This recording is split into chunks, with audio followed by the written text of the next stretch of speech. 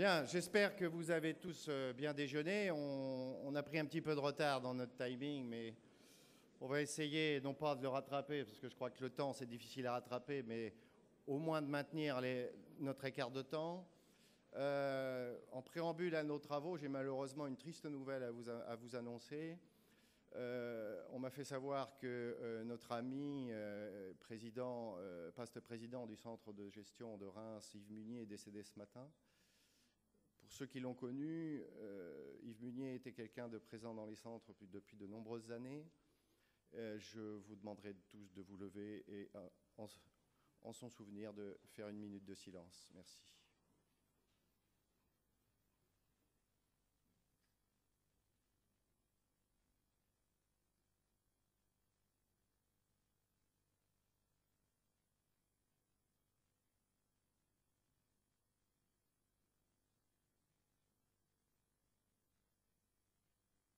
Merci. Bon, je crois qu'il aurait aimé que la vie continue, c'était sa façon d'être. Les travaux de cet après-midi portent, vous le savez, sur l'inscription des TPE dans le monde numérique, une mission menée par M. Midière confiée à M. Midière au ministère des PME va tout à l'heure mettre en avant l'ensemble des propositions qui vont nous être faites. Et en préambule de cette table ronde, notre ami et ministre Renaud Dutreil va nous dire quelques mots. Merci.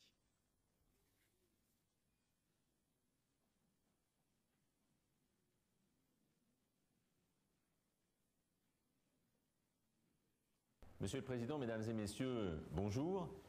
Je regrette de ne pas être physiquement parmi vous à Nice pour ces journées nationales des centres de gestion agréés, mais j'ai bien volontiers répondu à l'invitation de Philippe Payet de communiquer avec vous grâce à ces nouvelles technologies.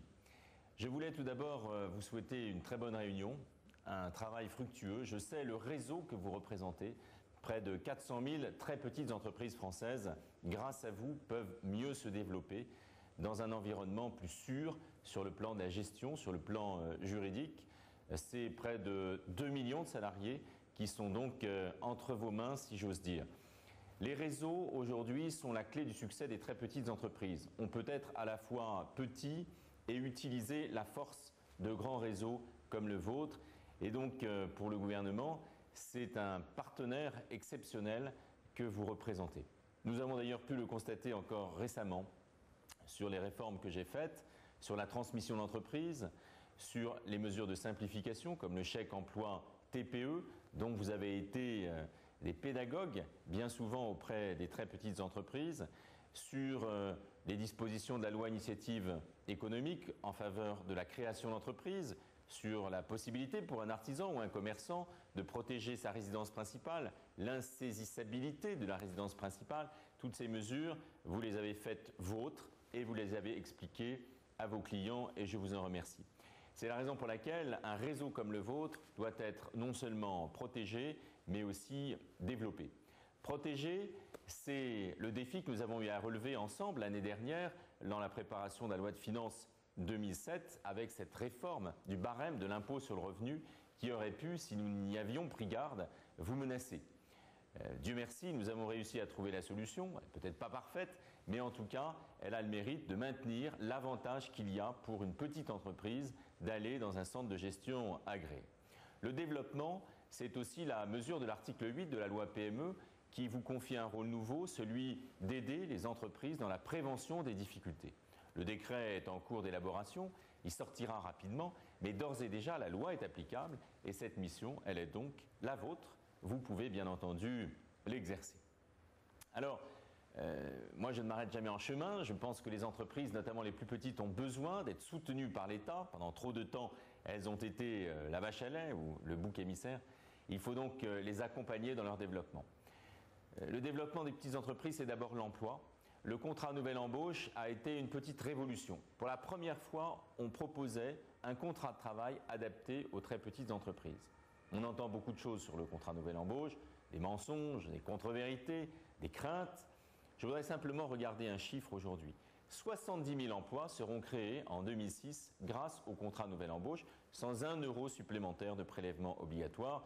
Et c'est donc suffisamment fort et net pour que cela soit valorisé. J'ajoute qu'il y a environ 350 litiges devant les prud'hommes, ce qui montre bien que, contrairement à ce que certains syndicats proclament, ça n'est pas du tout une source de conflit entre le salarié et l'employeur.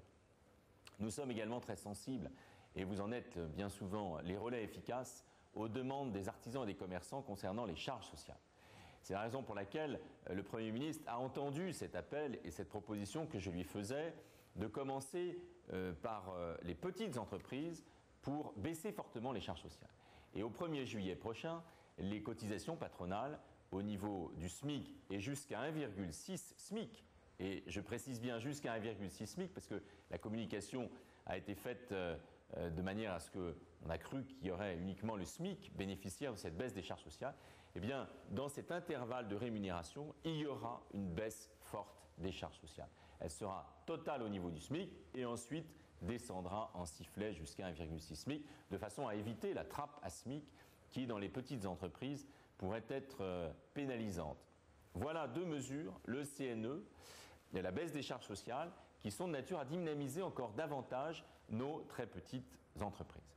Et puis, il y a aussi la vie de la famille, le statut social de l'entrepreneur. J'y suis extrêmement attentif. Je considère qu'il n'y a pas d'efficacité économique s'il n'y a pas en même temps une sécurité sociale, une solidarité, une cohésion sociale. Et c'est la raison pour laquelle je compte sur vous pour mener à bien avec moi, avec les élus, la réforme du RSI. Le régime social des indépendants garantira à près de 2 500 000 petits entrepreneurs d'avoir leur régime à eux et un régime qui garantira évidemment à la fois la simplicité et des droits sociaux équivalents à ceux des salariés. Nous devons réussir cette réforme. Elle est très importante et j'espère que vous serez actifs dans la mise en œuvre de ces nouvelles mesures, notamment l'ISU, l'interlocuteur social unique qui doit simplifier le prélèvement des cotisations dans les très petites entreprises. Et puis il y a aussi une mesure qui est très importante pour les femmes, très actives dans les petites entreprises, je les salue, eh bien, le statut du conjoint collaborateur. Pour la première fois en France, ces femmes qui bien souvent se retrouvaient sans aucune couverture sociale, lorsqu'il y avait un accident de la vie, un divorce, un décès, un dépôt de bilan, eh bien, les femmes d'artisans, de commerçants qui sont conjoints collaborateurs pourront bénéficier d'un statut. Il n'y aura plus cette injustice et il y aura également pour ces femmes, et parfois aussi pour des hommes, ne les oublions pas, la validation des acquis d'expérience en tant que conjoint collaborateur et puis la possibilité d'accéder à une formation pour améliorer son apport à l'entreprise. Je crois que ces réformes sociales sont aussi importantes pour mettre la très petite entreprise au cœur de la cité et au cœur de l'économie la plus compétitive que nous ayons en France. Nous devons également veiller à ce que les nouvelles technologies soient pratiquées beaucoup mieux qu'elles ne le sont aujourd'hui dans les très petites entreprises. 15% seulement des TPE utilisent à bon escient et à plein toutes les capacités qu'offrent aujourd'hui les TIC. Alors je sais que vous avez de la chance puisque Olivier Midière est parmi vous. Il va vous expliquer ce que nous avons fait ensemble avec les grands opérateurs mondiaux qui interviennent dans les TIC, avec également tous les réseaux qui existent en France et qui sont en proximité avec les très petites entreprises. Je vous remercie beaucoup d'être un des partenaires efficaces du plan que je vais lancer dans quelques semaines sur un thème très simple, entrepreneurs, entrez dans l'économie numérique. Faites le choix de l'économie numérique, car nous devons améliorer le taux d'utilisation de ces technologies dans les toutes petites entreprises. 37 centres de gestion agréés sont déjà prévus pour être des points d'accueil des entrepreneurs dans le cadre de la délivrance de ces passeports pour l'économie numérique. Je souhaite que dans les 2 ans qui viennent, nous puissions attribuer 200 000 passeports pour l'économie numérique. C'est dire l'ampleur de notre ambition aujourd'hui, mais je crois qu'elle est nécessaire, car l'économie numérique, c'est tout simplement du temps économisé, de l'argent économisé, et il n'y a aucune raison de s'en priver. Nous avons aujourd'hui un monde des TPE qui est extrêmement dynamique, qui est attractif, qui attire les jeunes. Beaucoup de jeunes rentrent en apprentissage aujourd'hui parce que la petite entreprise a retrouvé une attractivité qu'elle avait peut-être perdue et que les métiers qu'on y pratique sont également des métiers qui intéressent de plus en plus nos jeunes concitoyens. C'est la révolution silencieuse de l'apprentissage qui est en train de se mettre en œuvre. Il faut l'encourager, car je crois beaucoup à l'apprentissage. Depuis 2002, j'ai tout fait pour que l'apprentissage retrouve ses lettres de noblesse. Vous y avez été également pour quelque chose et je voulais vous en remercier. Alors, je vous souhaite d'excellentes journées nationales, regrettant de ne pas partager avec vous à Nice, très belle ville, ce moment de convivialité et de travail, en vous souhaitant de nous retrouver très vite pour des résultats positifs au service de nos concitoyens et des très petites entreprises. Merci.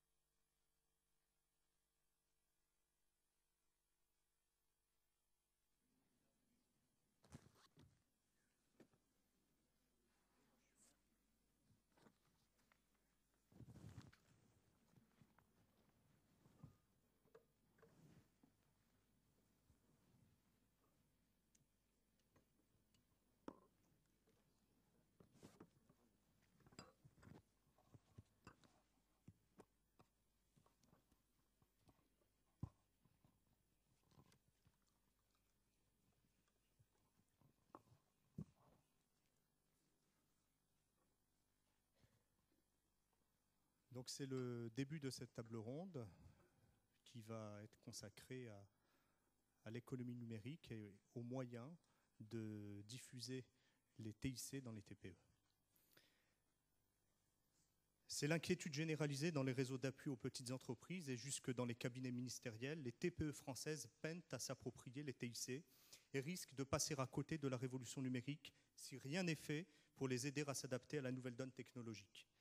La menace sur la compétitivité de nos petites structures et donc leur capacité à innover, à créer de l'emploi, à conquérir de nouveaux marchés est bien réelle. Du moins si l'on en croit les experts qui ont longuement décortiqué les raisons de ce retard français. Selon la Commission européenne, notre pays se positionne en queue de peloton des pays européens en matière d'infrastructures et d'applications TIC professionnelles. Les TPE françaises, nous prévient Bruxelles, accusent un retard de 5 ans par rapport à leurs concurrentes américaines. Concrètement, ce déficit technologique se mesure aussi en chiffres. 840 000 TPE sont aujourd'hui totalement déconnectées de l'économie numérique. 15% seulement des petites entreprises françaises, le ministre l'a d'ailleurs rappelé tout à l'heure, profitent pleinement de toutes les opportunités offertes par les TIC. On pourrait aussi ajouter que seul un petit tiers d'entre elles utilisent un logiciel de gestion professionnelle. Alors que faire? Comment sortir de cette impasse et réconcilier les entrepreneurs et les TIC? Quels sont les freins psychologiques, culturels, financiers ou techniques qui peuvent expliquer cette situation préoccupante? Et surtout, quelles sont les solutions pratiques qui pourraient être déployées rapidement pour faciliter l'accès des TPE à l'économie numérique? Autour de cette table et pour débattre de ces questions, 6 intervenants. Philippe Payet, le président de la Fédération des centres de gestion agréés, expert comptable à Poitiers. Vous êtes un spécialiste des petites entreprises, en contact permanent avec les institutions du monde économique. Vous êtes l'un des interlocuteurs privilégiés du ministre des PME dans sa politique de modernisation de l'environnement juridique, fiscal et social des TPE. Olivier Midière, vice-président du comité de pilotage du programme économie numérique au ministère des PME, directeur général du cabinet EBCnet. Vous avez présidé le groupe de travail de la mission TIC et TPE qui a récemment remis un rapport contenant plusieurs propositions d'action à Renaud Dutreil. On y reviendra d'ailleurs au détail en cours de sa table ronde. Jacques Kotler, président du centre de gestion agréé des Alpes-Maritimes et trésorier adjoint de la Chambre de commerce et d'industrie de Nice, Côte d'Azur. Vous êtes vous-même dirigeant d'une petite entreprise de meubles à Saint-Laurent-du-Var. La Chambre départementale du négoce, de l'ameublement et de l'équipement de la maison que vous présidez regroupe 70 points de vente. Vous vous trouvez donc à un excellent poste d'observation pour nous parler de la manière dont les TPE apprivoisent les TIC dans leur activité. Marie-Françoise Rothenberg, responsable des opportunités technologiques à la Société Générale, vous observez attentivement un peu partout dans le monde les nouvelles possibilités offertes par les TIC dans la relation commerciale. Plutôt tournée vers la prospective, vous nous parlerez notamment de ce qui nous attend de ces révolutions technologiques qui vont transformer demain notre manière de travailler et aussi de consommer. Thierry Laval, directeur général de Turbo SA, la filiale des banques populaires en charge de la banque à distance. La structure que vous dirigez est en quelque sorte un peu la SS2I intégrée du groupe et vous consacrez beaucoup de temps, vous aussi, à la recherche et au développement. Joël Bruffin, artisan fleuriste, vous avez aussi été vice-président du CEDAGE Lyon et membre de la commission TIC à la Fédération des centres de gestion agréés. Mais avant d'ouvrir le débat, je vous propose justement un petit détour par Lyon dans la petite entreprise de Joël Bruffin, le fleuriste numérique. Joël Bruffin a commencé à travailler dans les fleurs à l'âge de 14 ans et en 1981, il s'installe avec son épouse Anne-Marie à Villeurbanne. On est quand même très près de la famille, on est très près des gens et je crois qu'on aime bien ça avec mon épouse. Il y a des clients qu'on suit toute une vie et même sur plusieurs générations. Attiré par les nouvelles technologies, il s'équipe dans les années 80 d'un des tout premiers ordinateurs personnels, passe ses soirées à créer des petits programmes pour finalement gérer entièrement sa comptabilité sur informatique dans les années 90. J'ai toujours suivi, même très tôt, tout de suite. Tout de suite, dès qu'il y avait quelque chose de nouveau, j'étais dedans, j'essayais. C'est devenu ma passion personnelle et puis je l'ai adapté au métier pour travailler avec. À la fin des années 2000, il ouvre un site de vente sur Internet en français et en anglais qui, très vite, fait connaître son activité et ses produits dans le monde entier. C'était une période dans les années 2000 où on était un petit peu, la fleuristerie, on était un peu là. Il y avait de nouvelles choses qui apparaissaient et ça nous a vraiment remis en selle avec ça. Ça nous a obligés à changer un petit peu notre offre parce qu'il fallait faire des choses qui soient facilement faisables, qu'on puisse faire rapidement, etc. Donc on a fait des compositions, on a fait des bouquets pour le site et qu'on mettait en vente évidemment, puis on s'est aperçu que ça a été quelque chose de nouveau. Ensuite, il a fallu que je m'équipe point de vue photo, parce qu'il faut faire de la photo, c'est moi qui ai toujours mis les photos en ligne, donc faire de la photo, avoir un appareil numérique, il faut les découper, etc. C'est quelque chose qui me plaisait bien, trouver des textes, faire des textes, tourner des phrases, il faut bien présenter, ça nous a fait faire un petit peu de recherche, etc. Ça nous a donné vraiment un élan très profitable pour le magasin. Des clients fidèles du monde entier lui commandent ainsi des fleurs qu'il livre rapidement dans la région lyonnaise. Le paiement en ligne est un paiement sécurisé avec une banque, donc là il n'y a aucun problème pour le client. Quand on a mis les photos en ligne, ça se fait tout seul, on arrive, on a le bon de commande qui a été imprimé et la vente est faite. Bon, ça c'est plus facile, c'est sympa. Les photos alimentent également une borne vidéo diffusant en continu le book du magasin qui est à la disposition des clients. Et les jeunes mariés apprécient bien de voir les photos et puis on arrive, ah bah tiens, je voudrais bien celle-ci et on leur imprime pour faire choisir en famille, ils allaient choisir le bouquet qu'ils avaient vu. Ça a fait évoluer notre métier. Et puis on s'est mis à dire dans le quartier, parce que dans le quartier on savait déjà que j'étais un petit peu le fou d'informatique. J'ai tout. On m'a appelé un peu le fleuriste fou. Fou des technologies de l'information et de la communication, grâce à qui il réorganise et dynamise son entreprise en s'orientant vers une autre façon de travailler. On achète les plantes en Hollande sur Internet. Donc là on choisit, on a un code, etc. Les prix sont affichés, transport, rendu magasin. Ça c'est vraiment très pratique, je fais mes commandes de plantes toutes comme ça maintenant. Et puis est arrivé la radio sur Internet. Alors là ça c'est génial, parce que maintenant j'arrive à sonoriser le magasin. Et les clients aiment bien, ils me demandent souvent où je trouve la musique. Alors expliquer que c'est sur Internet, parfois c'est un peu compliqué. Mais... Les débits et les crédits réalisés sur le compte de l'entreprise sont contrôlés en direct par le biais de la banque en ligne. Et toute la comptabilité du magasin est hébergée sur un site web sécurisé que partage l'expert comptable. Mon expert comptable, lui, de temps en temps, peut aller voir où j'en suis dans ma comptabilité. Il peut apporter quelques corrections si j'ai fait quelques erreurs. Et en période de bilan, travailler sur un dossier avec son expert comptable par visioconférence procure un gain de temps appréciable. Et puis j'ai pas de problème de sauvegarde. C'est vraiment quelque chose de très pratique et qui m'aide beaucoup. Désirant encore plus communiquer avec sa clientèle internet, Joël Bruffin découvre un jour le phénomène blog. Alors là, j'ai sauté sur cette occasion et j'ai assisté à une conférence un jour avec la fédération. D'ailleurs, nous étions à Pau avec la commission des TIC. Nous avons rencontré Loïc Lemeur, qui est un grand spécialiste des blogs. Et quand je suis rentré de Pau le soir, le lendemain à 7h30, le blog était en ligne. C'est vraiment quelque chose de très facile à faire. Et là, on peut discuter, on peut présenter notre travail. Donc maintenant, nous avons à peu près 300 visiteurs par jour. Là, il y a un public fidèle de lecteurs, de lectrices surtout, qui nous demandent des conseils.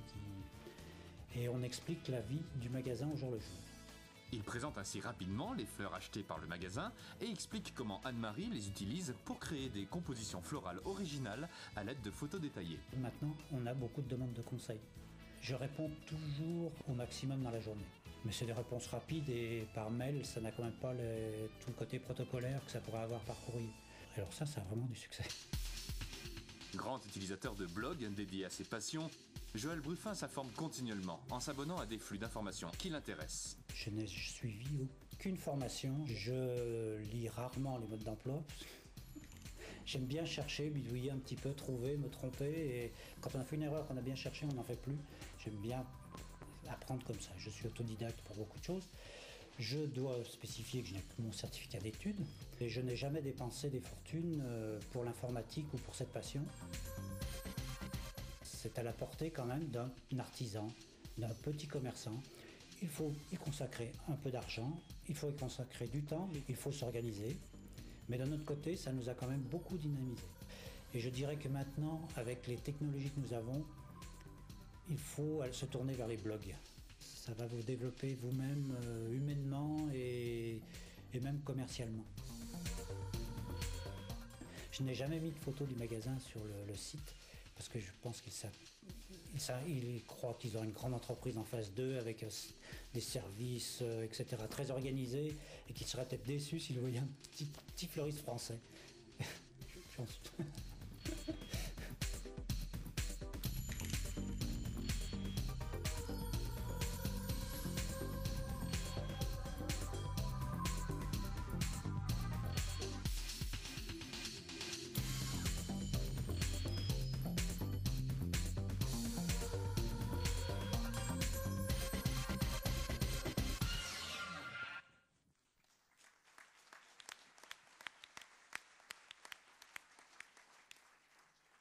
Un reportage réalisé par François Garde de la société lyonnaise Manhattan Productions, que je tiens à remercier de sa collaboration. Alors Joël Bruffin, on a compris que vous étiez un passionné de technologie, un fou d'informatique, le fleuriste fou. C'est un peu titre de roman policier à Lyon, hein. Ça ne fait pas trop peur aux concurrents, non? Non, pas du tout. Le monde des fleurs est un monde qui est issu quand même de la terre, des paysans, et je fais figure vraiment de fleuriste fou parce que les collègues me disent oui, mais toi bien sûr, etc. Et on a compris que c'était qu'une formule. Plus sérieusement, une grande majorité, et Olivier Midière le confirmera certainement tout à l'heure, on voit que le frein numéro un, c'est le frein culturel, psychologique, sont rebutés. Une grande majorité d'artisans sont rebutés un peu par l'informatique. Ça paraît compliqué, cher, lourd, etc. Qu'est-ce que vous leur dites à eux? Que ce n'est pas forcément cher. Maintenant, l'informatique c'est pas un système très coûteux. Il faut quand même au départ aimer un petit peu cela. Parce que si on n'aime pas ça, mon épouse a horreur de l'informatique. Elle ne monte jamais, elle ne va jamais sur le PC. C'est pas son truc. Donc je n'arriverai jamais à la mettre dessus. Je pense qu'il y a d'autres adhérents qui n'iront jamais. Mais c'est quand même à la portée de tout le monde, de toutes les professions. Parce que quand on me dit un coiffeur, un boulanger, un boucher, on n'a pas besoin. Je dis mais c'est faux, c'est complètement idiot de dire ça. Parce que ne serait-ce que la relation avec la banque, s'il n'a pas une connexion... Un adhérent, un commerçant, un artisan aujourd'hui, il doit avoir un PC, c'est obligé, et une connexion ADSL. Bon, il y a des endroits où ça passe pas, mais maintenant, je m'imagine pas qu'on puisse vivre sans ça.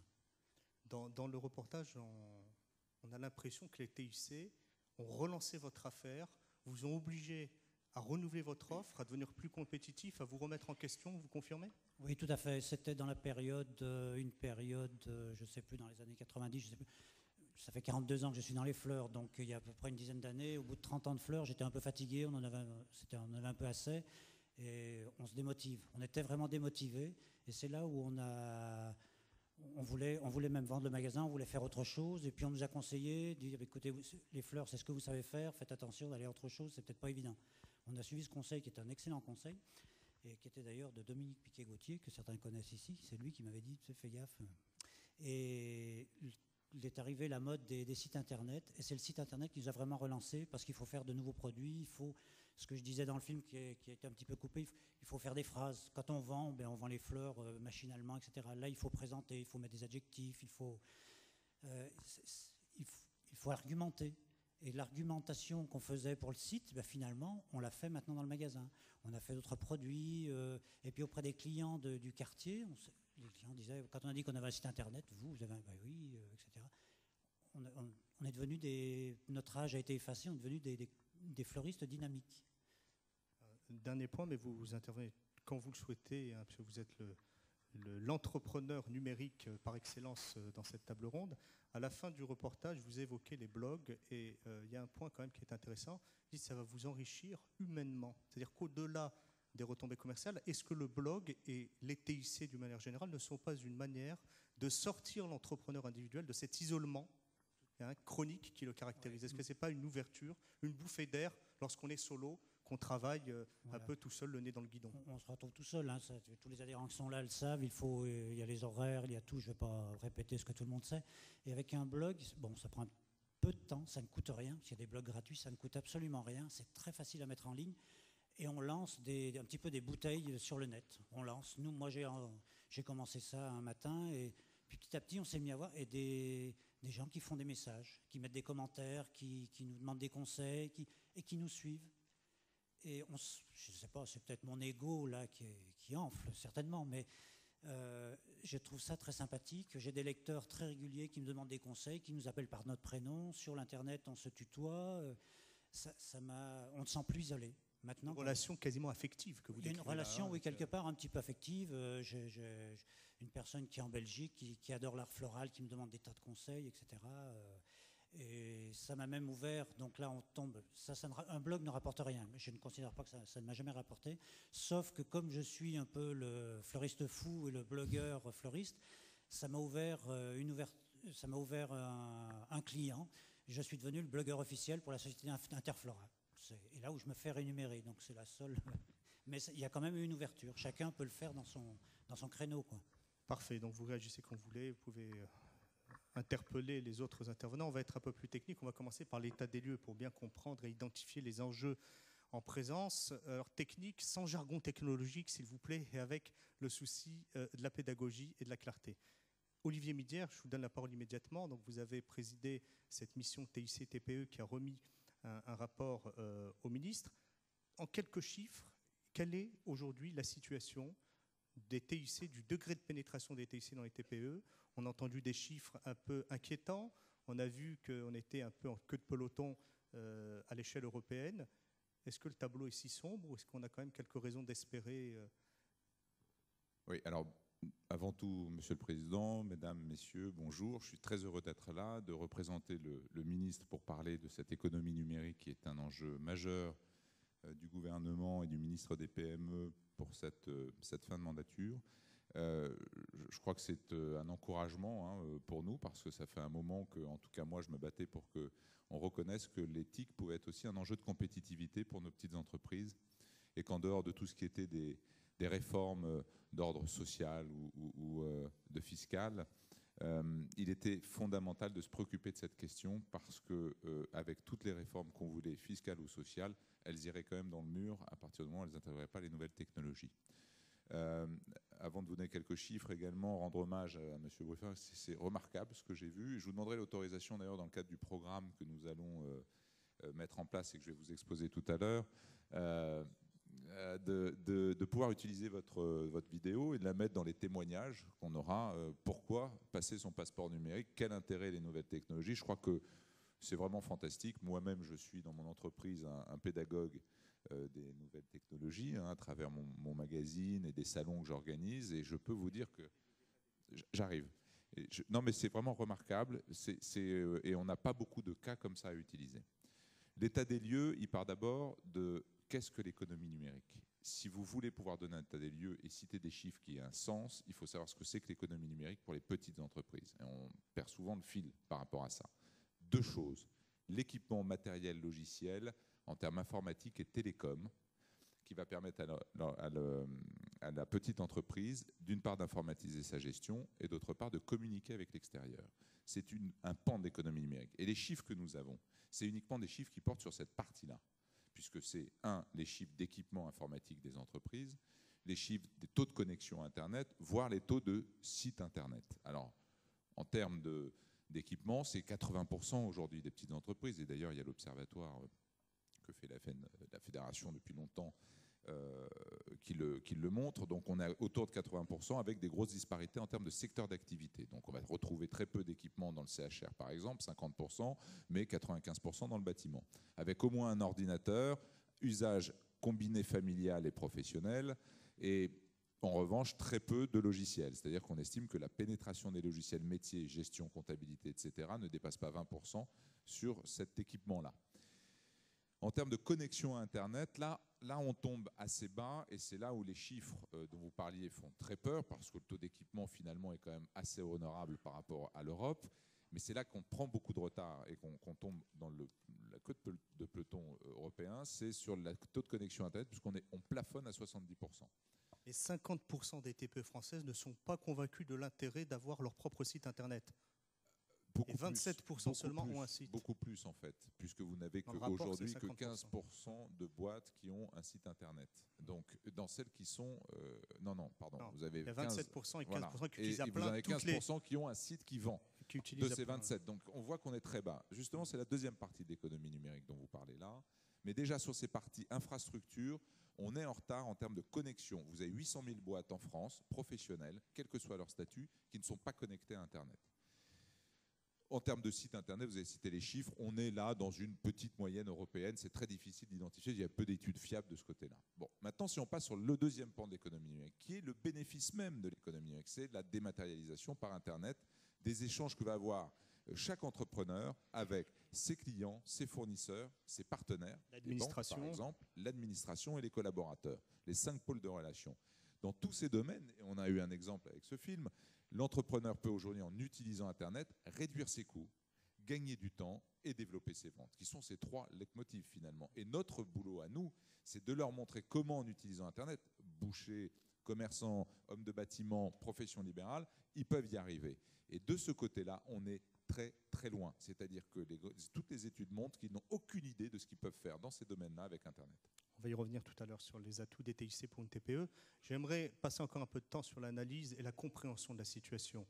Monsieur Kotler, votre micro marche, vous pouvez y aller. Monsieur Kotler, quelle est la température un peu dans votre secteur d'activité et ici au niveau par exemple du département? C'est une illustration locale. Tout à fait. On en est où? Je parle CGA ou je parle meuble? Qu'est-ce que vous préférez? Les deux. Allez-y, commencez par le meuble parce que c'est aussi une profession qui est un peu atypique. Si vous voulez, dans la profession de l'ameublement, on trouve des petites entreprises et des entreprises un peu plus importantes. On peut dire qu'à peu près 80% des entreprises sont informatisées. Mais ce n'est pas parce qu'ils sont informatisés qu'ils utilisent l'informatique. C'est un objet qui est très joli, qui est en décoration à l'intérieur de leur bureau. Et finalement, le chef d'entreprise, a la tête dans le boulot, dans le guidon, là-dedans, et appuyer sur le bouton pour le mettre en route, il ne le met pas. Donc à l'intérieur de l'entreprise, l'Internet ou la fonction de l'ordinateur ne fonctionne pas très bien. Par contre, on peut trouver un biais, c'est parce qu'il l'utilise chez lui. La différence, elle vient là. Par contre, sur certains chiffres, je reviendrai au CGA. Dans un CGA, moi je peux vous dire que sur le CGA 06, parmi nos adhérents, c'est un peu moins de 8000, nous avons à peu près que 20% de ces adhérents qui ont une boîte mail. Et parmi ces 20% qui ont une boîte mail, je ne sais pas combien en cas, là-dedans, l'ouvrent. Donc je crois qu'il y a un travail qui est énorme à faire là-dessus. Très bien. Thierry Laval, vous êtes aussi bien placé en contact permanent avec les petites structures de l'artisanat, du commerce, des services. Est-ce que vous partagez cette analyse?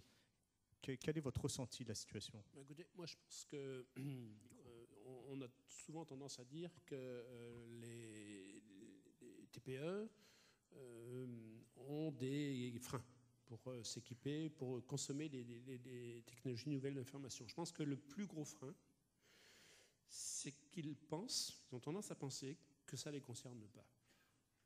Ça, c'est la raison, la première pour moi. C'est pas pour nous, c'est pour les grands. Ils pensent que ça ne les concerne pas. Moi, je dirais en tant que banquier, je ne suis pas le seul banquier ici à la tribune, qu'il y a des règles du commerce qui sont intangibles. Aujourd'hui, plus d'un Français sur 2 en âge d'acheter, de consommer, est internaute. Ces gens-là, quand ils ont besoin de quelque chose, ils vont sur Internet et ils cherchent quelque chose, et si vous n'y êtes pas, ils ne vous trouvent pas. Il faut vraiment avoir ça en tête. Aujourd'hui, la plupart des générations qui arrivent, qui sortent de l'école et qui commencent à utiliser Internet ou qui l'utilisent depuis 10 ans, quand ils ont besoin de quelque chose, ils vont sur Internet, ils ne consultent pas forcément uniquement les pages jaunes. Ils vont sur Google, ils cherchent ameublement, télévision, et ils cherchent quelque chose, et il faut qu'ils le trouvent. Si vous n'êtes pas visible dans la réponse qui va être formulée, il est clair que vous êtes en dehors de la sphère économique.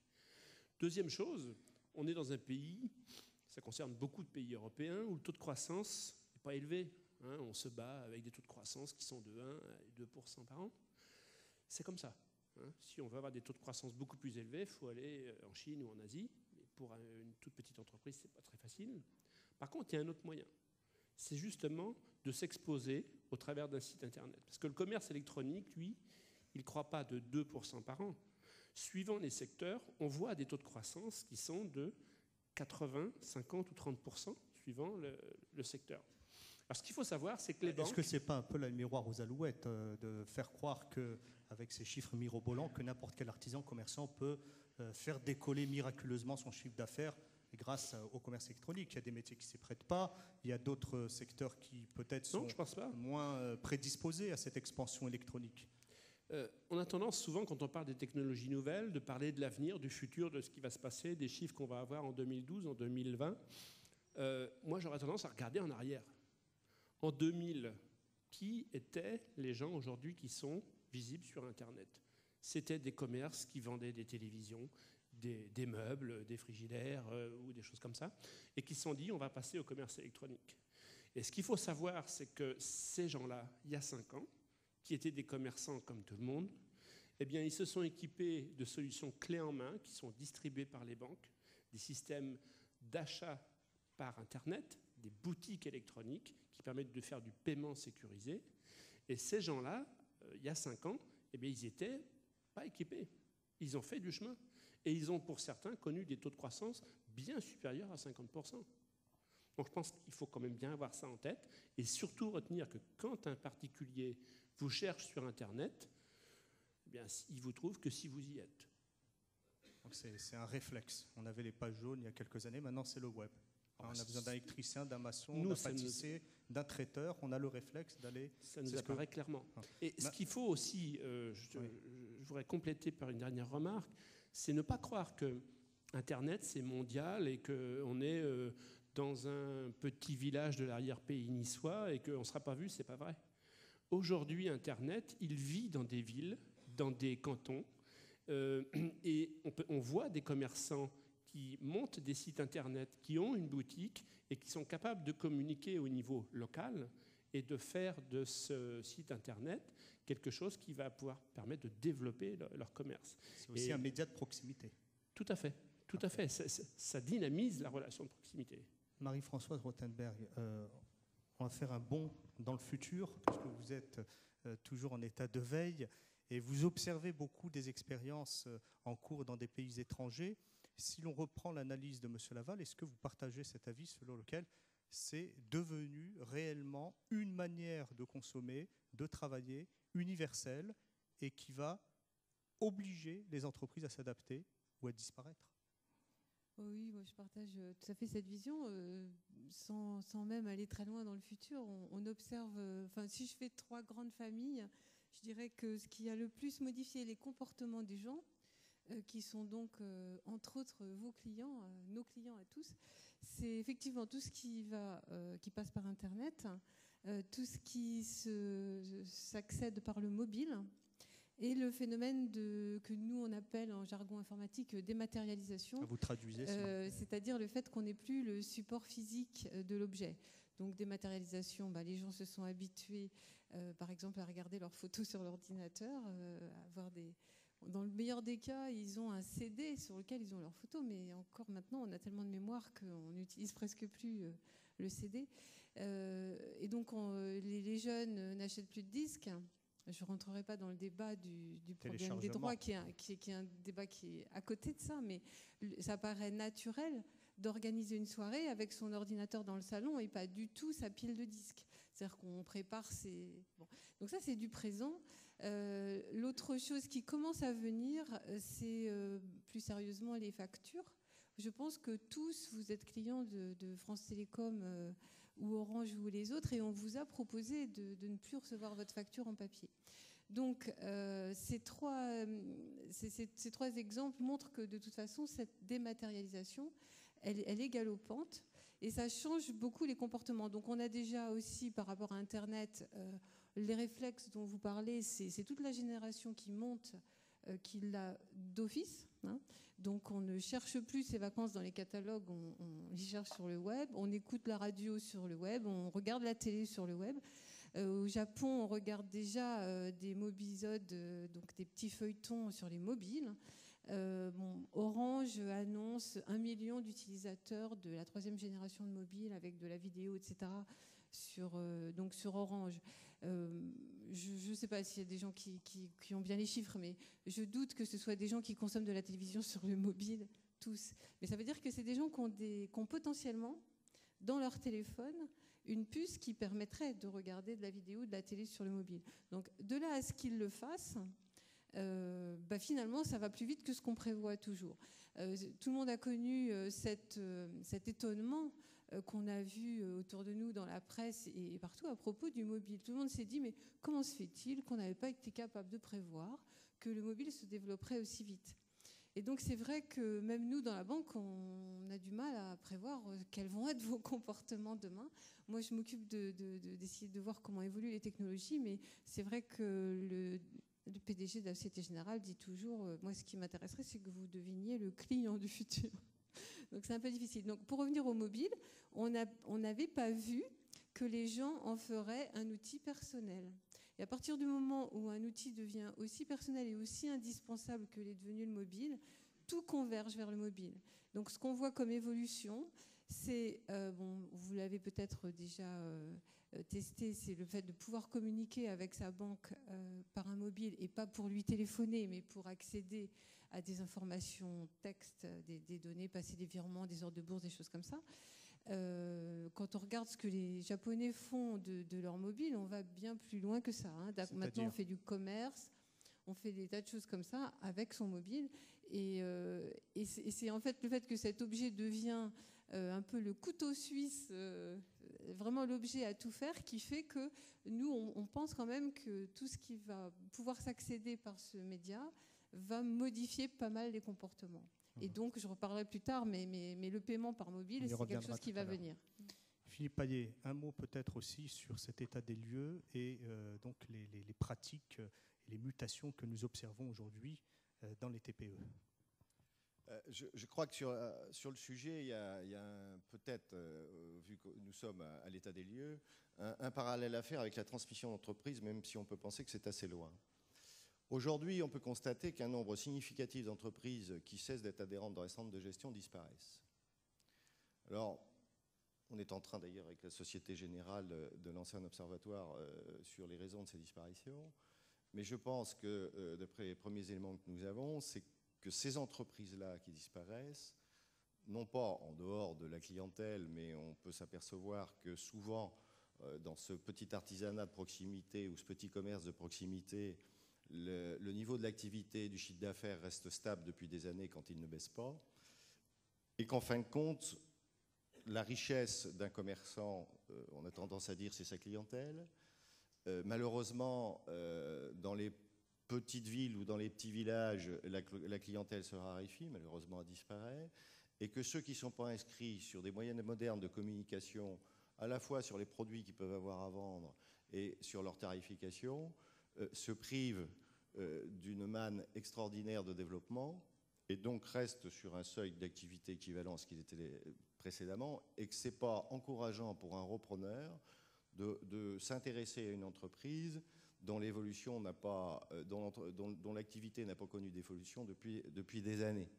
Donc je crois que quand on a la préoccupation, et le ministre nous le disait tout à l'heure, de céder son entreprise dans un temps relativement proche, il faut peut-être aussi, non pas l'embellir, mais au moins la rendre attractive et s'inscrire dans l'économie numérique aujourd'hui pour quelqu'un, alors c'est peut-être paradoxal, mais qui en est peut-être un peu éloigné parce qu'il n'est pas né avec un clavier d'ordinateur dans les doigts, aujourd'hui ça m'apparaît indispensable.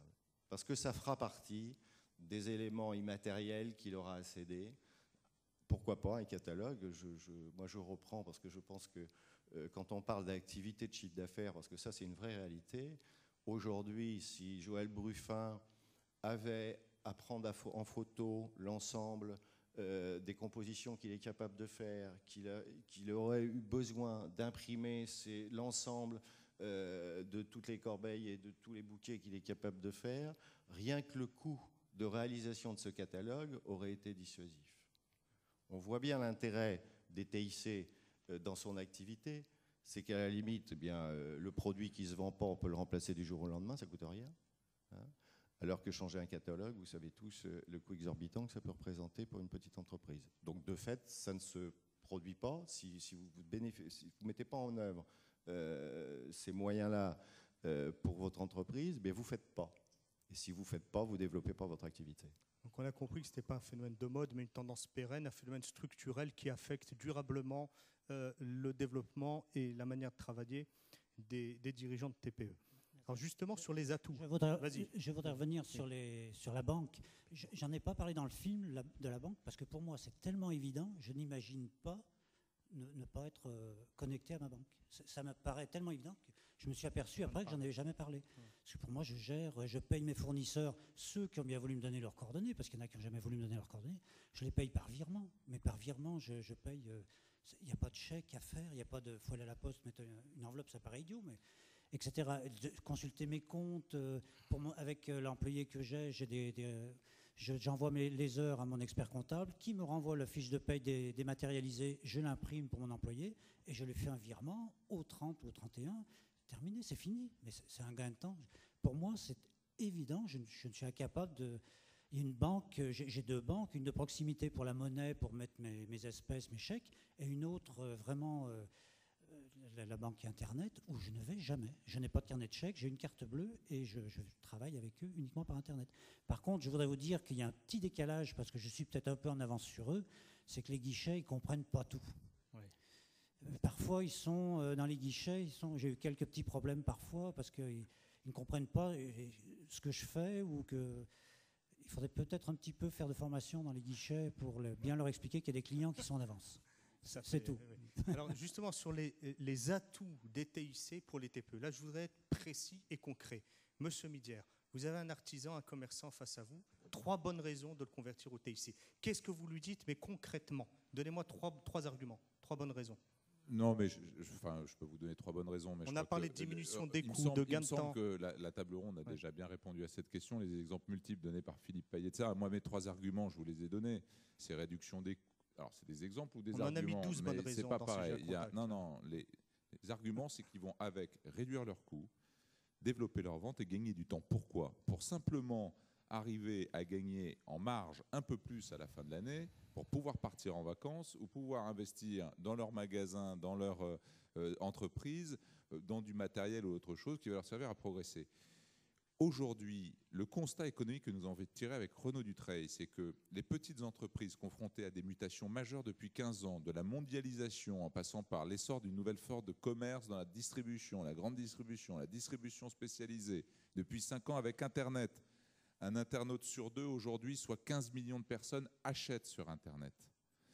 Et quand on n'achète pas, on va faire son étude de marché sur Internet. Ça veut dire qu'on va aller repérer si le magasin de chaussures de la rue Intel a bien ce modèle-là. On ne lui demande même pas de vendre, on lui demande de repérer. Donc, ces boîtes-là, jusqu'à présent, ont, pour lutter dans ce nouvel environnement, baissé leur prix.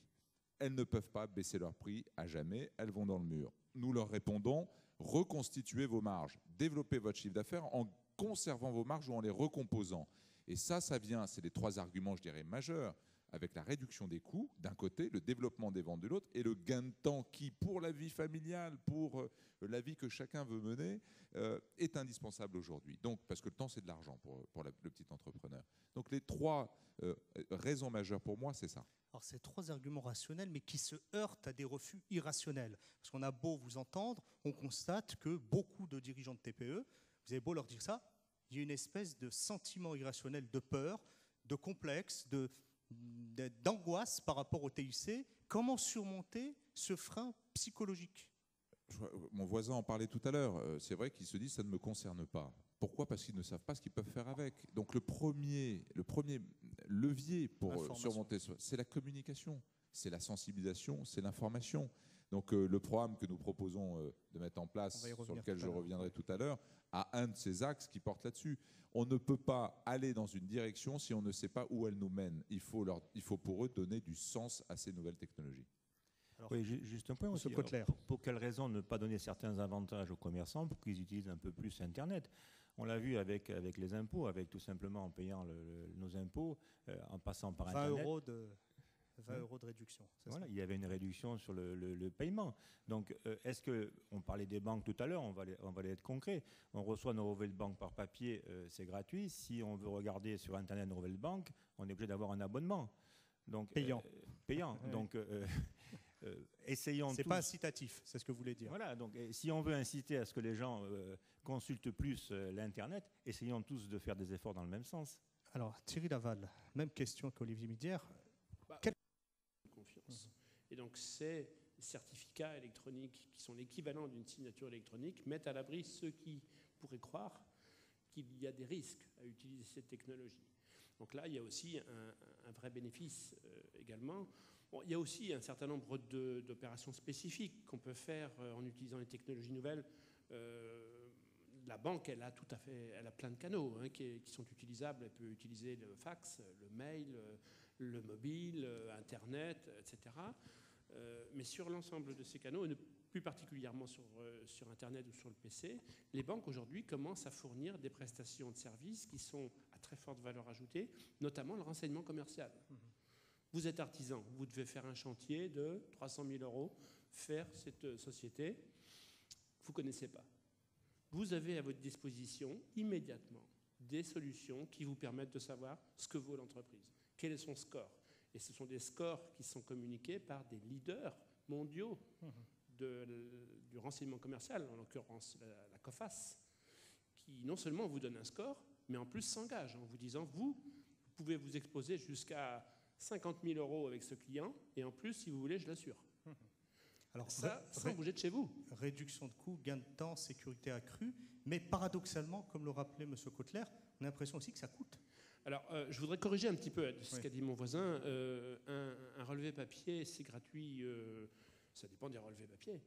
Si vous voulez recevoir votre relevé papier tous les jours par la poste, je vous assure que ce n'est pas gratuit. Je ne connais pas de banques qui font ça gratuitement. Tous les mois, peut-être. Une grande partie des banques vous propose l'accès à Internet gratuitement, qui est un accès de base. Mais bien entendu, si vous voulez des prestations à valeur ajoutée, si vous voulez faire, par exemple, des opérations comme celle que je viens d'évoquer, faire des virements sur liste, faire des opérations de gestion de portefeuille d'effets, bien entendu, c'est payant parce que ce sont des opérations qui sont coûteuses. Nous nous portons garant de leur bon acheminement, de leur bon fonctionnement. Et ça va de soi, c'est un service, il est payant. Mais la majorité des banques aujourd'hui font des accès de base sur Internet qui sont gratuits et des accès élaborés qui sont payants parce qu'ils correspondent à un vrai service. Alors, Internet, c'est aussi un formidable outil dans la relation avec l'administration, dans un esprit de simplification administrative qui est cher aussi à Renaud Dutreil, de zéro papier. Philippe Paillet, la télédéclaration, ça marche aujourd'hui ? La télédéclaration, ça marche depuis très longtemps, parce qu'il y a très longtemps, au niveau des centres de gestion, que nous avons dématérialisé les échanges, tant avec les correspondants experts comptables qu'avec l'administration fiscale. C'était un peu plus difficile en matière de télédéclaration de TVA, dans la mesure où un élément très important qui consiste à télépayer la TVA due devait être mis en place. Et il est clair que d'échanger des fichiers qui sont représentatifs d'informations, ça ne nous apparaît pas très compliqué. La preuve, c'est que ça existe depuis des années et qu'on a mis quelques temps à mettre en place le télépaiement parce qu'on avait quelques difficultés. Et c'est vrai que quelque part, dématérialiser, c'est peut-être aussi déléguer une partie de ces travaux si on n'est pas équipé. Et là, on rejoint ce qu'on évoquait tout à l'heure sur la nécessité d'équipement, notamment en matière d'Internet. Ça exige aussi de la sécurité. Donc aujourd'hui, je crois qu'on a validé tous ces éléments-là et que la télédéclaration, notamment pour ce qui intéressait l'administration fiscale en matière de TVA, est en train de se développer comme a pu se développer la dématérialisation. Donc il faut un nécessaire temps d'adaptation, mais je crois qu'aujourd'hui c'est parti et c'est nécessaire. Et en matière de dématérialisation, Joël le soulignait tout à l'heure, on est en train de gagner des délais, de gagner du temps. Moi je rebondis sur ce qu'évoquait Yves Millière tout à l'heure. Le temps pour un chef d'entreprise, et tous ceux qui sont là le savent bien, quand vous êtes occupé, je le disais il n'y a pas très longtemps, une tribune, les 35 heures ont eu un très grand mérite chez les commerçants et les prestataires de services et les artisans, c'est de pouvoir enfin mesurer combien de fois on les fait par semaine.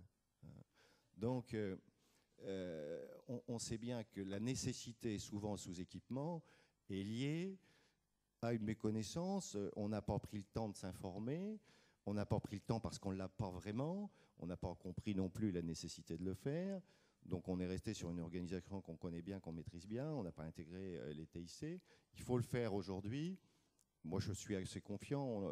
Toutes ces petites entreprises, il y a très longtemps qu'elles ont montré leur capacité de réactivité. À partir du moment où on va leur faire comprendre où est leur intérêt, je pense qu'elles sauront rebondir et aller très très vite vers l'économie Internet et l'économie numérique. Marie-Françoise Rothenberg, dans les exemples que vous avez donnés tout à l'heure, on a quand même l'impression, notamment des expériences étrangères, que ça concerne quand même des structures qui ne sont pas les nôtres, qui sont des structures qui évoluent sur des marchés un peu pointus, avec une très haute familiarité avec ces nouvelles technologies. Est-ce que réellement l'entreprise artisanale traditionnelle, le commerce indépendant de proximité traditionnel peuvent s'emparer profitablement de ces TIC? Selon vous, quand vous voyez ce qui se passe au Japon, en Europe du Nord aussi, je crois aussi que c'est une région du monde où il y a une certaine avance en la matière. Est-ce que c'est transposable réellement dans notre tissu commercial français? J'espère que oui. Non, c'est sûr qu'on n'a pas tous les mêmes rythmes. D'ailleurs, tous les gens ici l'observent. Les banques françaises ne sont pas hyper en avance et hyper décalées par rapport à vos attentes. C'est donc on se cale sur le rythme que les clients expriment et demandent. Maintenant, effectivement, on regarde quand même un petit peu à ce qui se passera après-demain.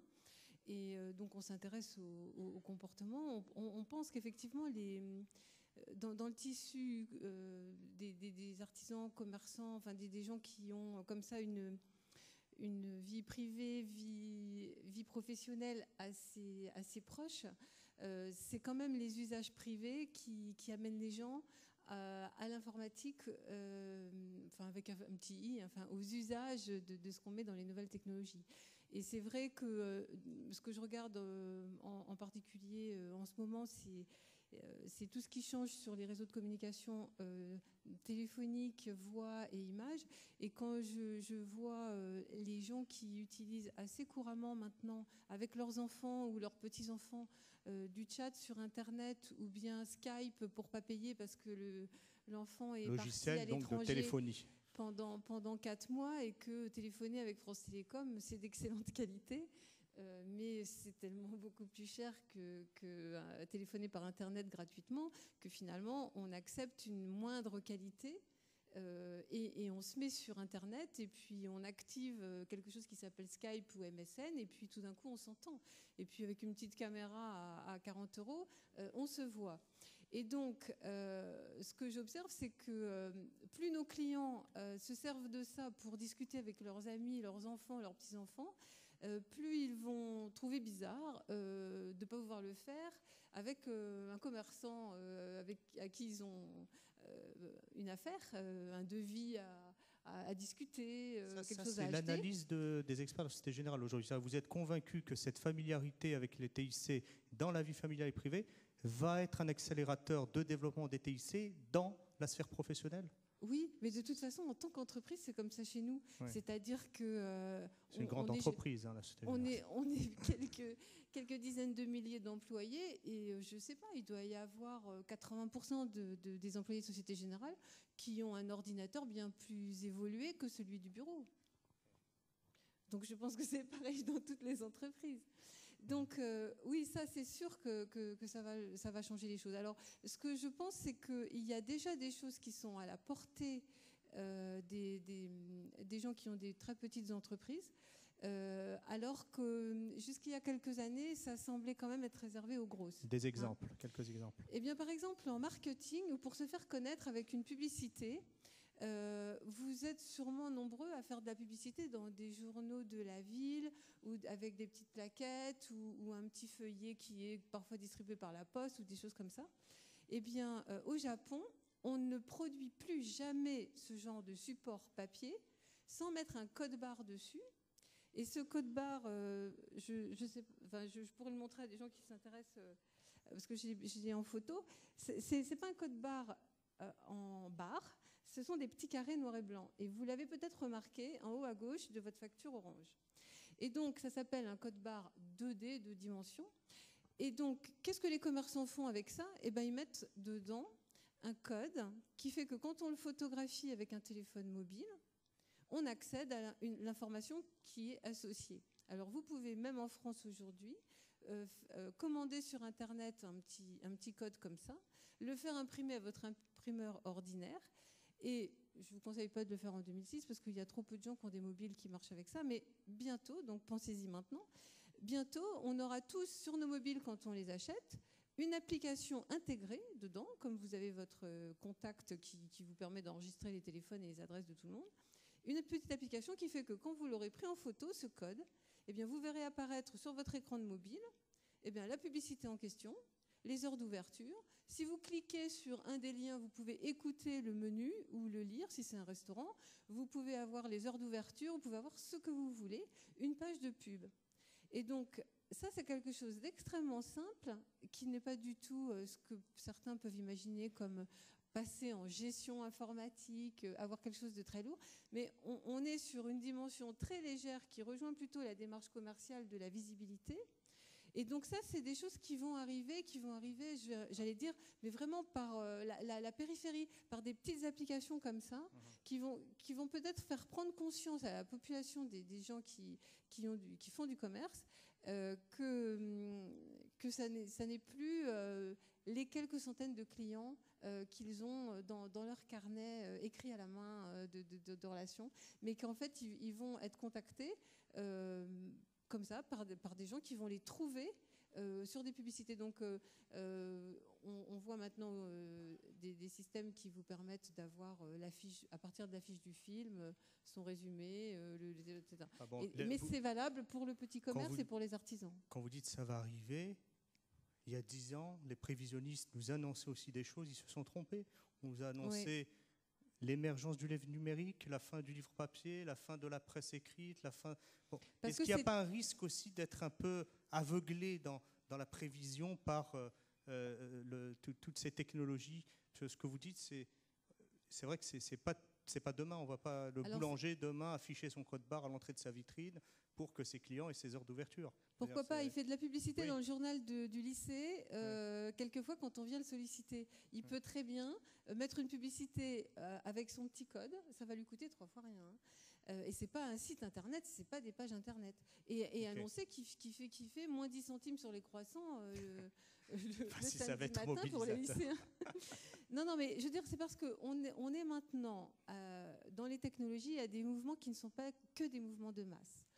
Pour avoir Internet il y a quelques années, il fallait quand même attendre que l'infrastructure soit là, que les PC soient moins chers, que les réseaux... avoir Internet il y a 6-8 ans, c'était pas si simple qu'aujourd'hui. Et donc, c'était un bon... Les exemples que j'ai sont des choses qui ne nécessitent pas de faire des bons. C'est vraiment par petites touches, on peut maintenant accéder à des nouvelles technologies très simples. J'ai vu récemment quelque chose que vous devez très très bien connaître, les systèmes de certification de mail. C'est vrai que les échanges électroniques entre donc les commerçants, nous on dit B2B, un business to business, qui passent par mail. Certains nécessitent qu'on ait la preuve que la personne a reçu ce qu'on lui a envoyé. Les devis des architectes, c'est quand même quelque chose que ils n'ont pas envie que ça se balade dans la nature. Ils sont propriétaires de leurs dessins, ils sont propriétaires de leurs offres et de leurs devis. Et donc, c'est plus la peine d'avoir une grosse infrastructure et d'attendre qu'il y ait un mouvement de masse sur toute la France, que toute la France soit équipée pour en avoir. Donc, c'est cette espèce d'atomisation qui est plutôt favorable au fait que chacun puisse à son rythme y aller. Et maintenant, je crois qu'on n'a plus trop d'excuses d'attendre une grande révolution. Joël Bruffin. Je rejoins tout à fait ce que vous dites, parce que là, ce que vous expliquez, moi, j'écoute, je suis très, très intéressé. C'est pas quelque chose qui coûte très cher, c'est ça. Sur Internet, c'est pas forcément un gros logiciel, c'est pas un gros investissement. On peut faire des petites touches comme ça. Si ça marche quand on est dans les premiers, c'est super. Parce qu'après, quand tout le monde va le faire, on va être noyé dans la masse, ce sera trop tard. Donc celui qui va être le premier à faire ces petites publicités comme ça, là, comme vous expliquez, il va déjà avoir une image de moderne, de commerçant moderne, dynamique, etc. Il va avoir une image dans son quartier ou dans sa ville phénoménale. Donc je trouve, pour moi, ça vaut le coup d'essayer. Puis si ça ne marche pas, on aura essayé, c'est pas grave, on passera à autre chose. Ça n'est plus du tout ou rien. C'est pas une révolution. Olivier Midière. Je ne sais pas si ça marche, oui. Là, le rôle des centres de gestion réapparaît également en tant qu'accompagnateur de l'entreprise. C'est très important que les centres de gestion puissent identifier, donc par un moyen qui reste à définir, mais ce type d'innovation qui, en effet, ne coûte pas cher et en effet peuvent être adoptés par ce qu'on appelle d'abord les early adopters. Vous avez dans les boulangers, dans les bouchers, en français, etc. s'il vous plaît. Oui, mais ça s'appelle les early adopters. Ouais. Donc ça s'appelle early adopters, c'est ceux qui adoptent avant les autres, on va dire. D'accord. Early. Ces gens-là, c'est par eux que ça se diffuse. Et vous en avez chez les boulangers, vous en avez dans les bouchers, vous en avez dans toutes les professions. Donc c'est tout à fait possible, mais il faut qu'aussi les centres de gestion agréés qui sont au courant leur communiquent ce type d'informations et leur disent, regardez, je vous montre un exemple. Bon, moi, je travaille beaucoup avec un centre de gestion agréé régional en Franche-Comté, qui a un Agoratech, qui est un truc qui montre aux commerçants. Ils leur font des démos comme ça pour leur montrer. Mais ce que vous dites, une fois qu'on l'a montré une fois à un artisan qui n'est pas trop bête et qui a un peu de volonté, il le fera s'il n'a pas.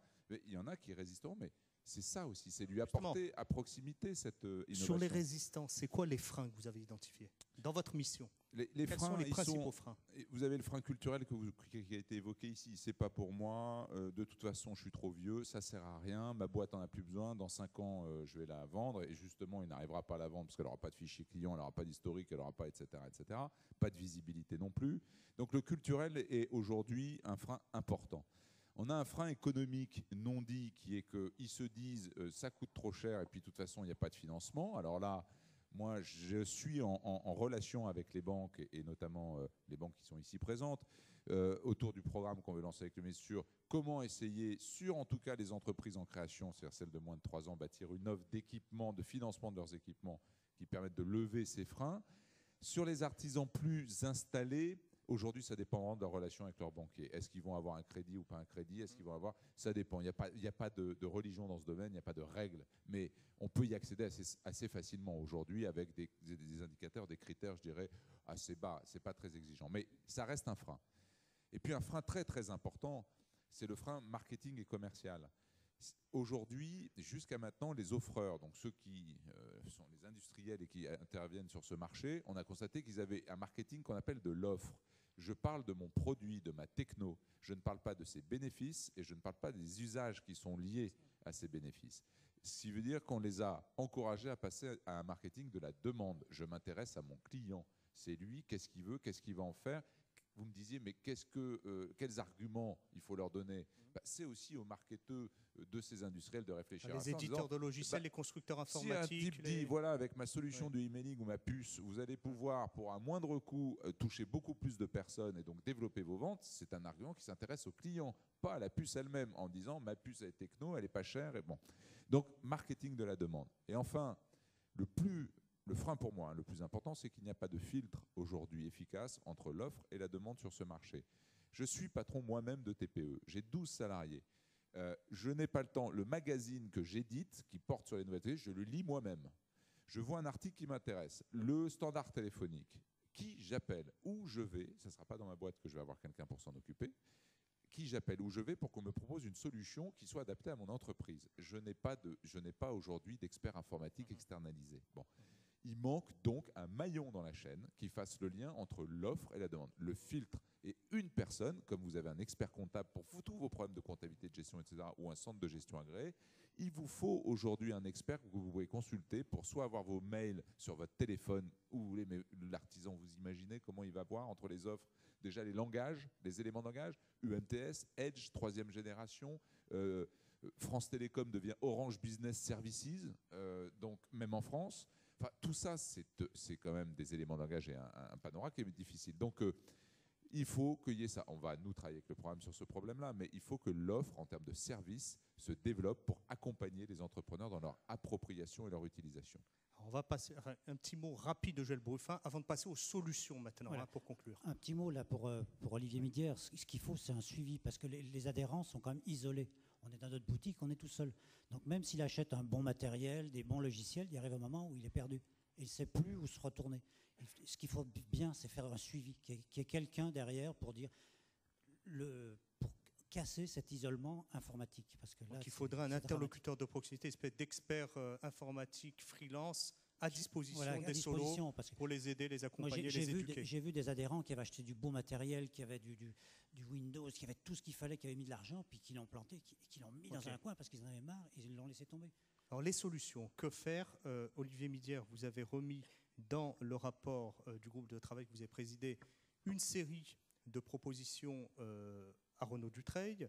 Et ces propositions d'action, je vais vous demander s'il vous plaît de nous les résumer dans leur intégralité, pas uniquement le passeport numérique, même si on va s'attarder sur le passeport numérique, et nous dire quelles sont les principales préconisations que vous avez soumises à Renaud Dutreil.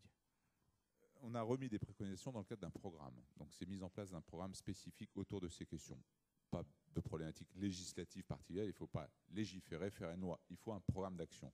Programme d'action composé de 3 volets. Un, la communication, on en parlait. Grande campagne d'information sur qu'est-ce que je peux faire dans mon métier avec les technologies au quotidien pour des choses simples. Ça a débouché sur ce qu'on a appelé les entreprenautes, qui est un programme court de 45 secondes qui va être diffusé à partir du 6 novembre 2006, 19h57 sur TF1 pendant 2 mois, en prime time, donc juste avant le 20h, avec un mois sur TF1, un mois sur M6 ensuite, et qui va mettre en scène des entrepreneurs. Alors on a une fleuriste, on a un entrepreneur du bâtiment, nous avons une avocate, quelqu'un d'un CHR, donc hôtel-restaurant, quelqu'un qui est orfèvre, une autre personne chocolatier, et on a essayé à travers ces différents éléments de les mettre en scène au quotidien sur ces technologies. Ça, c'est pour ouvrir les yeux, leur montrer, et à leur écosystème, et je reviens sur ce que vous disiez, bien sûr que ça va rentrer aussi par la famille, bien sûr que ça rentre par le foyer, bien sûr que chez l'artisan, l'apprenti et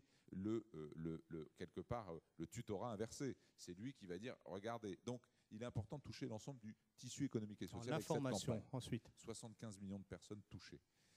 2, nous allons travailler sur une offre d'initiation. Quand vous avez dit aux gens ou donné envie aux gens de venir, il faut leur donner une porte d'entrée dans l'économie numérique. Elle n'existait pas à proprement dit, malgré des initiatives éparses proposées par tous les réseaux d'appui, notamment les centres de gestion agréés. On fait le passeport pour l'économie. On y reviendra. En 2 mots, offre d'initiation, 20 modules multimédia, 600 points d'accueil en France. C'est gratuit pour les entrepreneurs et avec 3 modules, ils ont leur passeport pour l'économie, qui lui-même leur donne accès à des offres de financement privilégiées, à des offres d'équipement privilégiées, notamment par un club de partenaires industriels. 3e dimension, m'accompagner dans la durée. C'est super, j'ai mon équipement, qui me l'installe, mais après qui va me le maintenir, m'assister, puis m'aider à progresser. À progresser vers quoi? Et c'est là où la vraie révolution va se produire, vers la dématérialisation, c'est-à-dire vers où je trouve après une solution pour créer mon site web et tout. Vous avez un revendeur informatique aujourd'hui, il ne vous aide pas à créer votre site web. Il vous vend du matériel, il vous installe des logiciels, mais il n'a aucune idée de ce qu'il faut faire en termes de site web. Demain, l'objectif du programme que nous avons est la labellisation d'un certain nombre de revendeurs que nous allons faire, qui vont être des centres de compétences TPE. C'est bien entendu de promettre à travers ces centres de compétences un accompagnement qui va du conseil à l'achat, en passant par l'installation, l'intégration, l'assistance, la maintenance, la formation. Le financement, extrêmement important, donc avoir une offre de financement, et seuls les centres de compétences et revendeurs qui ont une offre de financement seront labellisés, on en attend 1 millier à peu près. Et enfin, avoir le réseau autour du revendeur pour la dématérialisation, pour apporter les conseils. Donc si j'appelle mon revendeur, il me dira, j'ai la web agency à vous présenter qui va faire votre site web, j'ai la solution emailing ou le consultant, etc. Premier point. 2e point, les conseillers. cet accompagnement quotidien, à qui je peux donner un coup de fil pour dire c'est bien ou non ça, et est-ce que j'aurais intérêt à le faire? En 2 minutes, je veux une réponse. C'est ce qu'on a appelé, nous, le conseiller informatique et télécom. Nous avons des dizaines de milliers de consultants aujourd'hui sur le terrain qui, pour plein de raisons, qu'ils soient jeunes ou moins jeunes, interviennent grâce à leur réseau relationnel en matière informatique. On a tous appelé le copain du copain ou dit à quelqu'un, vous ne connaissez pas quelqu'un qui peut m'aider sur mon informatique ou mes télécoms. Ces gens-là, on va leur proposer une charte d'engagement pour en fait leur permettre de devenir des conseillers informatiques et télécoms que les entrepreneurs repéreront sur annuaire près de chez eux et qui vont pouvoir les accompagner. Et enfin, pour finir, un catalogue d'offres, c'est qu'il faut installer aussi du matériel qui soit calibré pour les pros. On avait jusqu'à présent, c'était, excusez-moi le mot, mais la foire au niveau des offres qui étaient plus ou moins des offres résidentielles qu'on mettait aux dispositions des pros ou des offres de PME, PMI qu'on essayait de vendre à des petites boîtes. On a donc fait un cahier des charges spécifique autour d'une quarantaine d'équipements informatiques et télécoms et bureautiques, du scanner en passant par le PC, le photocopieur et le standard télécom, où on dit, en dessous de ces spécifications, les industriels n'ont pas le droit de s'attribuer le logo équipement référencé. Au-dessus, ils peuvent. Et on a fait un catalogue d'offres sur le site internet du programme qui permettra à tous les pros de venir, de trouver des offres qui sont pour eux, et donc à partir de là, même des offres qui seraient agréées par des réseaux comme les réseaux des centres de gestion agréés. Alors, on a compris le dispositif, vous avez été très précis, très complet. Calendrier d'action, ça démarre quand? Le 6 novembre, normalement, le ministre annoncera, dans le cadre d'une conférence de presse, présentera l'ensemble de ce programme avec le contenu du programme. Le 6 novembre au soir, nous démarrons notre programme court. À partir de début décembre, normalement, les premiers passeports numériques doivent ouvrir, c'est-à-dire que les premiers modules les points d'accueil doivent être à même de proposer les premiers modules. Alors, sur cette question-là, parce qu'il faut répondre aussi aux gens qui sont là et qui sont mobilisés autour de ce programme, j'ai aujourd'hui plus de 50 centres de gestion agréés. Philippe Payet va en dire un mot. Il en parlera. Oui. C'est important de dire que donc, vous allez recevoir, pour tous ceux qui ont candidaté, une convention signée donc, du ministre disant que vous avez été retenu comme point d'accueil ou comme animateur, si vous avez candidaté comme animateur, avec le planning exact de ce qui va se passer dans les semaines à venir. La réception de votre login et votre mot de passe. Donc là, on a un petit terme technique, mais pour aller sur un site internet spécial qui vous permettra de programmer les modules dans votre centre de gestion. Deuxièmement, vous recevrez, vos animateurs, pour ceux qui en ont, seront formés à partir de début octobre. Donc je crois que c'est à partir non pas de début octobre, pardon, de début novembre, pour pouvoir être opérationnel à partir de début décembre. Voilà. Et tout ça va être expliqué dans une convention avec un courrier qui va partir auprès de tous les centres de gestion, points d'accueil et animateurs, d'ici les 10 jours qui viennent. Donc concrètement, les artisans commerçants pourront commencer à s'initier et à découvrir les TIC décembre, janvier ou plus tard. Début décembre. Début décembre. Le 4 décembre, okay. Normalement. Toute petite chose, sur ce que disait M. Kotler, pas d'incitation financière, fiscale ou autre? Non, aujourd'hui, nous, on n'est pas allé sur ce créneau parce que je ne voulais surtout pas ralentir la mise en œuvre de ce projet. Je crois qu'il y a deux façons. En effet, il y a donné des avantages. Là, aller discuter le financement. Aller discuter avec la DGI aujourd'hui et Copernic, qui s'occupe de ces projets de TVA, d'une réduction ou d'une remise de 20 € par exemple, etc., c'est possible, ils sont ouverts, mais c'est assez compliqué et lourd. En revanche, moi je crois à autre chose, c'est la contrainte. Donc il y a différentes solutions pour prendre les choses. On a baissé le taux de TVA, je crois, à 1,5 million d'euros récemment. Ça va passer, c'est-à-dire qu'à partir d'1,5 million €, les entreprises aujourd'hui sont obligées de déclarer leur TVA par Internet. Demain, en 2007, ça va être à partir de 750 ou 80 000 €, me semble-t-il. Hein, c'est à peu près ça, Philippe. Donc la contrainte, à mon avis, dans ce domaine-là, sera plus efficace que, en plus, excusez-moi de le dire, une carotte fiscale qui, dans bien des cas, pour beaucoup d'entreprises, n'a pas de sens étant donné qu'elles ne font pas de bénéfices ou si peu de bénéfices que le retour sur impôt par rapport à la procédure ne va pas être suffisamment excitante et valoir sur. Donc voilà. Donc moi, je suis 49.3 numérique. Pardon ? 49.3 numérique, contrainte. Joël Bruffin. On peut dire ça comme ça.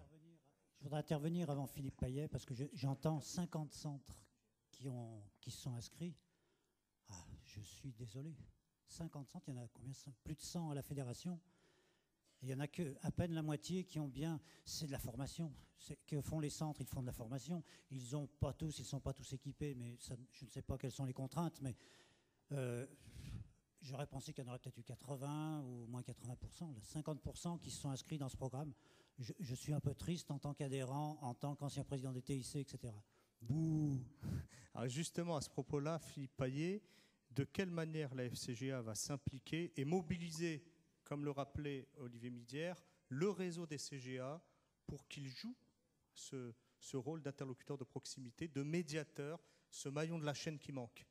Comment vous allez vous emparer de ce dossier? La fédération, il y a très longtemps qu'elle s'est impliquée dans le numérique, parce que dès qu'Olivier Midière a été chargé de cette étude au ministère des PME, la fédération s'est inscrite dans ce process.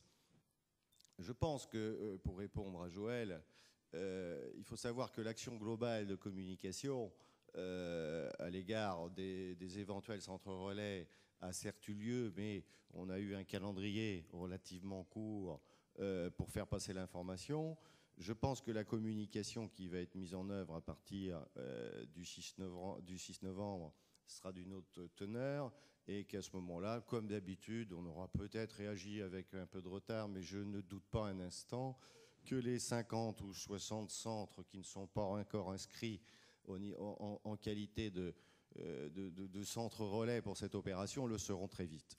Je crois qu'en termes de communication, pour faire très court sur le sujet, c'est de savoir aussi, je pense que beaucoup de centres ne sont pas inscrits parce qu'ils ne savaient pas trop à quoi ils s'engageaient. Bon, on n'a peut-être pas été suffisamment précis sur la question. Il est clair qu'à l'intérieur de chaque centre de gestion, il y en a certains qui peuvent avoir les compétences, et à ce moment-là, ils ont pu s'inscrire en tant qu'animateurs. Et tous ceux qui n'ont pas les compétences ont peut-être été un peu effrayés, et on rejoint un peu les freins qu'on peut connaître sur le domaine de l'économie numérique, même dans nos centres de gestion. Donc il faut savoir, et je crois qu'il faudra communiquer clairement sur la question, que le centre de gestion n'a vocation, s'il le souhaite, qu'à devenir relais de cette opération, d'aller chercher, et on lui donnera tous les éléments, toutes les connaissances pour animer les séances d'initiation, de perfectionnement pour certains, nécessaires à la prise en main par les adhérents de ces outils numériques. Bien évidemment, la communication sur les offres privilégiées, validées, labellisées, leur seront données aussi. Et à partir du moment où l'offre sur le passeport numérique sera aussi claire que ce que je viens de l'évoquer, j'espère que j'ai bien tout compris, je crois qu'il n'y a j'ai aucun souci. Parce qu'à un moment donné, à partir du moment où, même si le centre il ne le souhaite pas, il va être contacté par les adhérents qui ont vu la pub, et ils vont lui demander, dites donc, comment ça se fait que vous ne faites rien? Donc de toute façon, à un moment donné, il le fera. Donc soyons tous rassurés. Alors pour ceux qui ont encore un peu peur, n'ayez pas trop de crainte. Vous le savez, en la matière, on a déjà mutualisé au niveau de la fédération beaucoup de recherches, beaucoup d'études. Ici, on nous offre un package complet qui vous permettra de répondre à la demande des adhérents. Et ensuite, si vous aviez des problèmes particuliers, il y aura des cellules qui vous permettront soit de vous informer, ou soit de faire passer l'information à ceux qui vous questionnent. Donc je pense que c'est qu'un problème de délai, qu'on y verra beaucoup plus clair d'ici la fin de l'année. Mais entre le temps, il faut être rassuré, très positif, Joël. Entre le temps où le ministre a eu nous a enregistré sa vidéo, et aujourd'hui, il y a 13 nouveaux centres qui ont adhéré. Et il n'y a pas très longtemps qu'il a fait la vidéo. Donc soyons rassurés, ça va bien se passer. Oui, quatre arguments. Excusez-moi, je vous redonne la parole, c'est promis. Mais dans la continuité, le point d'accueil n'a uniquement besoin pour être point d'accueil, il faut être capable de mettre à disposition au moins 3 heures par semaine une salle de réunion. Voilà. Avec un ordinateur, un rétroprojecteur connecté à Internet et un lecteur de DVD qui est souvent dans l'ordinateur maintenant. Autant dire, aucun moyen technique compliqué. Vous les avez tous dans vos centres de gestion au regard des formations que vous proposez. Le deuxième argument, c'est que pour vous accompagner dans vos démarches, planification des modules, animation, etc., il y a des super formateurs qui, au niveau régional, vont vous coacher, c'est-à-dire seront vos interlocuteurs. Il y aura des outils sur Internet pour communiquer, de la messagerie, etc., des forums, et donc vous serez accompagné. Troisièmement, c'est un levier pour vous, centre de gestion agréé, pour promouvoir vos formations, pour que nous n'allons pas, nous, avec les modules, faire de formation, on fait de l'initiation, on allume une mèche, on fait découvrir. À partir de là, si le chef d'entreprise veut aller plus loin, il peut très bien suivre une formation dans votre centre de gestion agréée. Moi, j'ai vu les catalogues. Il y en a des formidables en informatique, télécom, Internet, etc. Donc, ce n'est pas un problème. Donc, un levier, finalement, pour avoir plus de formation. Je ne me rappelle plus du 4e point, donc j'arrêterai sur les 3 premiers. C'est déjà pas mal. Thierry Laval, vous vouliez prendre la parole? Disons que j'ai tout à l'heure entendu dire que vous posiez une question, est-ce qu'il y avait un dispositif d'incitation économique? Très franchement, je pense que les chefs d'entreprise, ils attendent. S'ils ne sont pas équipés, ce n'est pas parce qu'ils n'ont pas d'argent. Bon. S'ils en ont besoin, les banques se font un plaisir de traiter leurs problèmes. On s'en doute. Je crois que ce dont ils ont besoin, c'est d'un projet. C'est clair qu'il faut avoir du matériel. C'est clair qu'il faut être formé.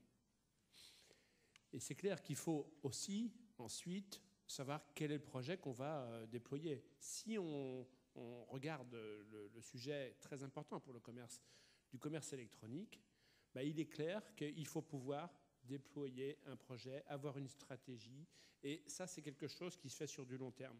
C'est vrai que ce n'est pas très cher, un micro-ordinateur. Ce n'est pas très compliqué de dominer à peu près tous les sujets technologiques qui vont être nécessaires pour pouvoir mettre tout ça en œuvre. Mais le plus important, c'est le métier d'entrepreneur, en fait.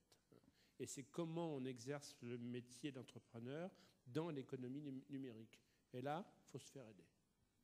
Justement, on ne peut pas faire ça tout seul. Les modules qu'on propose, sachez-le aussi, quand vous allez le proposer à vos adhérents, il y a un module 0, qui est un module d'orientation, de pré-diagnostic. On part de la situation de l'entreprise pour l'aider à faire son projet. Parce que quand il est paumé et qu'il ne sait pas par où commencer, il faut l'aider. Donc il y a ce module de pré-diag qui va permettre, à partir de chacun des métiers représentés, de la situation de chacun en termes d'appropriation de ces technologies, eh ben, d'avoir son parcours sur mesure pour découvrir où dans son entreprise ça va avoir un intérêt et après qu'on l'accompagne à bâtir son projet. Rapidement, M. Kotler, on arrive au terme de la table ronde. Quelques secondes. Juste pour rebondir sur ce que disait M. Milliard, parce que sur le centre de gestion agréé 06, depuis 2000, on a un site internet qui fonctionnait avec la fédération. En 2003, on a fait notre propre site internet où nous trouvons dessus toutes les informations. Nous faisons de la formation, nous travaillons beaucoup là-dessus. On s'est rendu compte que finalement nos adhérents étaient assez peu disponibles. Bon, on s'est gratté la tête pendant un moment, on dit qu'est-ce qu'on pourrait faire? Eh bien, nous allons mettre en place maintenant une formation filmée, tout simplement. On a filmé une formation. Ce qu'il en suit, c'est qu'à ce moment-là, la personne qui voudra suivre la formation pourra très bien la suivre par module, chez elle, à la maison, en dehors de ses heures de travail, par des films qu'on va présenter de 10 minutes. Donc là, on va un peu dans le sens où souvent la personne qui va suivre la formation dit « je n'ai pas le temps ». Là, elle aura le temps puisqu'on va lui proposer la formation au moment où elle le désire. Un peu du e-learning finalement. Hein. Exactement. Parfait. Bien écoutez, merci de votre participation. Et je crois que c'est une table ronde riche en informations et en échanges. Merci.